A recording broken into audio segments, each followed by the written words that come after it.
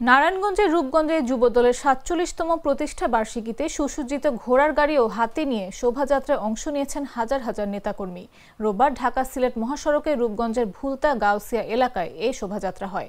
শোভাযাত্রায় হাতি ও ঘোড়ার গাড়ি নিয়ে নেতাকর্মীরা আনন্দ উল্লাস করেন। শোভাযাত্রাটি মহাসড়কের বলাইখা থেকে ভুলতা, গোলাকান্দাইল, শাওঘাট এলাকা প্রদক্ষিণ করে বিসমিল্লাহ আড়তে গিয়ে শেষ হয়। শোভাযাত্রা শেষে এক সংক্ষিপ্ত সভায় বক্তারা বলেন, রূপগঞ্জের সর্বস্তরের মানুষ আগামী সংসদ নির্বাচনে বিএনপি নির্বাহী কমিটির সদস্য মুস্তাফিজুর রহমান ভূঁইয়া দীপুকে সংসদ সদস্য হিসেবে দেখতে চান। তিনি নির্বাচিত হলে রূপগঞ্জের উন্নয়ন হবে। এছাড়া রূপগঞ্জের সর্বস্তরের মানুষের সঙ্গে দীপু ভূঁইয়ার পরিচিতি রয়েছে।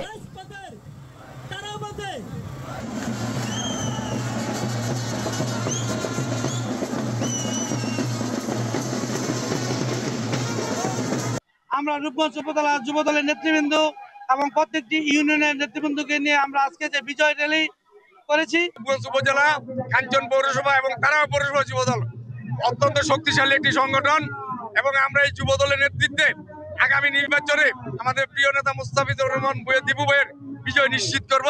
আমরা রূপগঞ্জ উপজেলা যুবদলের পক্ষ থেকে আগত নেতৃবৃন্দকে বিপ্লবী অভিনন্দন, সংগ্রামী সালাম জানাই। বাংলাদেশে যত অনৈতিক কর্মকাণ্ডের বিরুদ্ধে এই দলটা, স্বৈরাচারের বিরুদ্ধে আন্দোলন করে আজও পর্যন্ত এই দলটা টিকে আছে এবং ভবিষ্যতে এই বাংলাদেশ জাতীয়তাবাদী যুবদল বাংলাদেশ যতদিন থাকবে এই দল অক্ষত অবস্থায় থাকবে এবং শক্তিশালী হবে অন্যায়ের বিরুদ্ধে।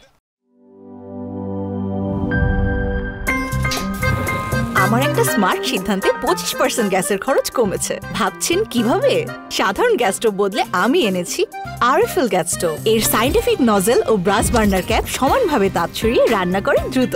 তাই গ্যাসও বাঁচায় 25%, টাকাও বাঁচে 25%। আরএফএল গ্যাস স্টোভ নিরাপদ ও গ্যাস সাশ্রয়ী।